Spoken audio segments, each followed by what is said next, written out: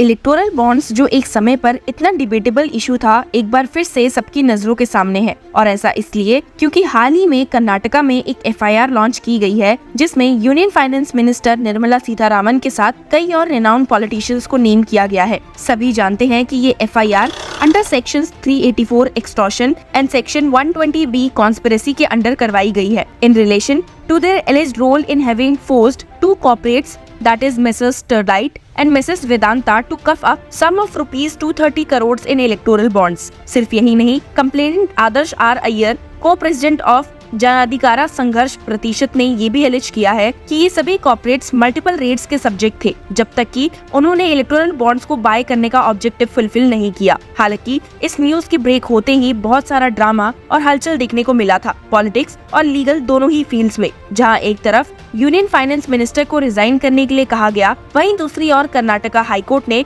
उन्हें रिलीफ दी और एफआईआर पे होने वाली इन्वेस्टिगेशन को स्टे कर दिया। लेकिन आपको बता दूं कि बात यही नहीं रुकी। इलेक्टोरल बॉन्ड्स की इस कहानी में एक और नया मोड़ आया है, जिसमें हमें सुप्रीम कोर्ट का भी एक बड़ा एक्शन देखने को मिला है। अब क्या है वो ऑर्डर, इसके बारे में तो हम आगे चलकर जरूर बात करेंगे, लेकिन उससे पहले आपको याद दिलवा दूं कि सुप्रीम कोर्ट की 5 जज बेंच ने इलेक्टोरल बॉन्ड स्कीम पर अपना वर्डिक्ट दिया था, जिसने पॉलिटिकल फंडिंग के लैंडस्केप को हिलाकर रख दिया था। मोदी सरकार के द्वारा लाया गया इलेक्टोरल बॉन्ड स्कीम, जिसमें एनोनिमस डोनेशंस अलाउड थे, उसे कोर्ट ने अनकॉन्स्टिट्यूशनल कर दिया था। कोर्ट का ये फैसला एक बड़ी जीत माना गया था, जो पॉलिटिकल ट्रांसपेरेंसी और राइट टू इन्फॉर्मेशन के लिए लड़ रहे लोगों के लिए एक बड़ा स्टेप था। अगर मैं आपको रिकॉल करवाऊं तो इलेक्टोरल बॉन्ड्स का कॉन्सेप्ट 2018 में मोदी सरकार ने इलेक्टोरल बॉन्ड स्कीम को लॉन्च करके किया था, जिसमें लोग एनोनिमस डोनेशंस पॉलिटिकल पार्टीज को दे सकते थे। इस स्कीम के थ्रू पॉलिटिकल फंडिंग की ट्रांसपेरेंसी काफी कम हो गई थी, क्योंकि किसी भी पार्टी को दिया गया पैसा किसने दिया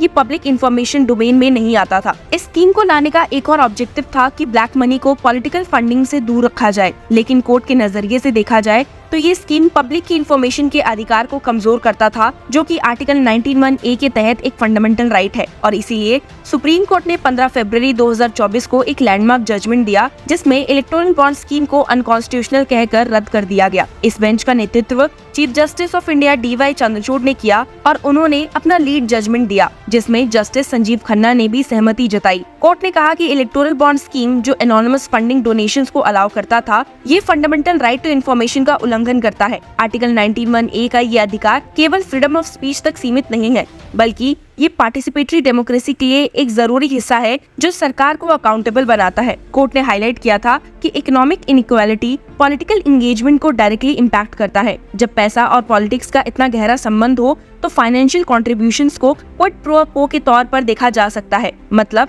जो कॉर्पोरेशंस या लोग ज्यादा पैसे डोनेट करते हैं, उससे ये उम्मीद होती है कि पॉलिटिकल पार्टी उनके लिए पॉलिसीज में चेंजेस करेंगी। ये एक तरह से पॉलिटिकल सिस्टम को वल्नरेबल बनाता है। Chief justice of India DY Chandrachud ने सरकार के उस तर्क को भी खारिज कर दिया था, जिसमें कहा गया था कि इलेक्टोरल बॉन्ड्स की एनोनिमिटी के कारण पॉलिटिकल पार्टीज को डोनर्स के बारे में पता नहीं होता। उन्होंने इस बात पर जोर दिया था कि इस स्कीम में ऐसे कई गैप्स हैं, जो पॉलिटिकल पार्टीज को ये जानकारी मिलने देते हैं कि किसने कितना पैसा डोनेट किया। अब इस लैंडमार्क वर्डिक्ट के बाद लोग तो काफी खुश नजर आए थे, लेकिन कुछ और लोग थे जो इससे खुश नहीं थे। एडवोकेट मैथ्यूज J निदम्पारा और बाकी ने इस जजमेंट के खिलाफ एक रिव्यू पिटीशन सुप्रीम कोर्ट में फाइल किया था और कंटेंट किया था that the matter related to the scheme falls in the exclusive provisions of legislative and executive policy. लेकिन इस रिव्यू पिटीशन पर अपना जजमेंट अब सुप्रीम कोर्ट ने दे दिया है। अ bench of chief justice of India DY Chandrachud and justice Sanjeev Khanna, BR Gavai, JB Pardiwala and Manoj Mishra ने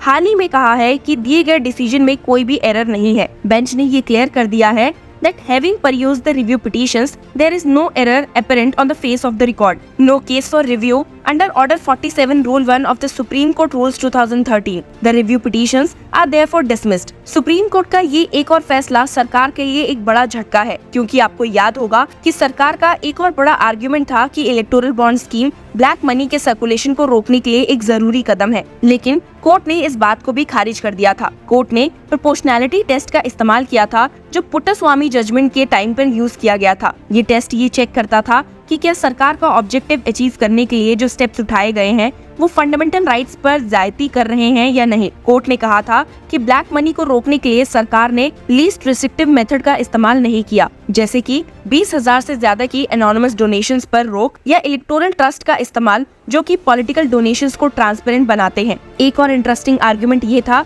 कि सरकार ने कहा था कि डोनर्स का पॉलिटिकल एफिलिएशंस उनका पर्सनल डाटा है जो कि उनकी इंफॉर्मेशनल प्राइवेसी का हिस्सा है। कोर्ट ने इस आर्गुमेंट को भी पुट्टास्वामी जजमेंट की कंटेक्स्ट में देखा जिसमें राइट टू प्राइवेसी को अपहोल्ड किया गया था। कोर्ट ने इस बात को एक्सेप्ट किया था कि पॉलिटिकल एक्सप्रेशन तब तक फ्रीली एक्सरसाइज नहीं किया जा सकता जब तक एक पर्सन के पॉलिटिकल एफिलिएशंस को प्राइवेट नहीं रखा जाता। लेकिन कोर्ट ने ये भी कहा कि जब बात बड़ी पॉलिटिकल कंट्रीब्यूशंस की होती है जो कि इन्फ्लुएंस कर सकती हैं पॉलिसीज को, तब प्राइवेसी का ये अधिकार नहीं लागू होता। आपको बता दूं कि इस केस के लेंथी हियरिंग में कोर्ट ने इस बात पर भी जोर दिया था कि 2013 कंपनीज एक्ट के सेक्शन 182 में जो चेंजेस किए गए थे जिससे कंपनीज को अनलिमिटेड पॉलिटिकल डोनेशंस देने की इजाजत मिली थी, ये फ्री एंड फेयर इलेक्शंस की कॉन्सेप्ट को ही तोड़ते हैं। पहले कंपनीज की डोनेशंस पर 7.5% कैप था जो उनके पास 3 इयर्स की एवरेज प्रॉफिट्स का एक पोर्शन होता था, लेकिन फाइनेंस एक्ट 2017 के थ्रू ये कैप हटा दिया गया जो कंपनीज को अनलिमिटेड पैसे डोनेट करने की छूट देता था। Chief justice of India DY Chandrachud ने कहा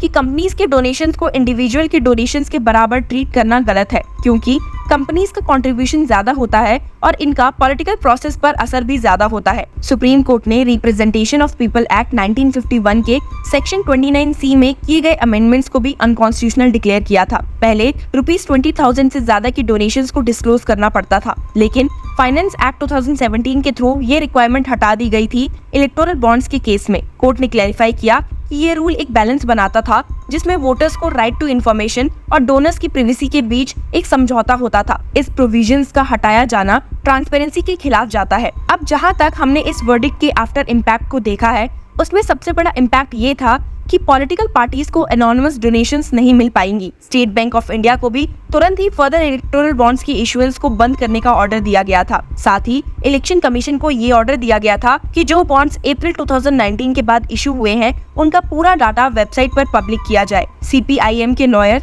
शदान फरासत ने इस फैसले को एक बहुत बड़ा स्टेप माना था जो इलेक्टोरेट को इन्फॉर्म्ड डिसीजंस लेने में मदद करेगा और पॉलिटिकल पार्टीज के बीच एक लेवल प्लेइंग फील्ड बनाएगा। हालांकि अब इलेक्शंस ओवर हो चुके हैं और नतीजा भी काफी शॉकिंग रहा था जिसमें बीजेपी बहुमत हासिल नहीं कर पाई थी। वहीं अब एक ऐसी FIR का लॉन्च होना जो बीजेपी के कुछ लीडर्स को कटघरे में लाता है काफी ज्यादा शॉकिंग लगता है। वैसे तो हमने SBI और इलेक्शन कमीशन ऑफ इंडिया के डाटा रिलीज करने पर ये देखा था कि कैसे क्रिटिक्स ने उसे एनालाइज किया था और बताया था कि इलेक्टोरल बॉन्ड्स का सबसे ज्यादा फायदा रूलिंग पार्टी यानी कि बीजेपी को होता हुआ दिखाई दिया है। 2022 और 2023 के दौरान बीजेपी ने ₹1,294 करोड़ इलेक्टोरल बॉन्ड से कमाए थे जो उनकी टोटल इनकम का 54% था। ये कांग्रेस के मुकाबले 7 गुना ज्यादा था जो दिखाता था कि किस तरह रूलिंग पार्टी को एनोनिमस डोनेशंस का सबसे बड़ा फायदा मिला है। एक और शॉकिंग एनालिसिस के मुताबिक क्रिटिक्स ने बताया था कि कुछ ऐसी कंपनीज भी हैं जो लॉस मेकिंग है लेकिन फिर भी बड़े पैमाने पर इलेक्टोरल बॉन्ड्स के थ्रू डोनेशंस दे रही है। 33 ऐसी कंपनीज थी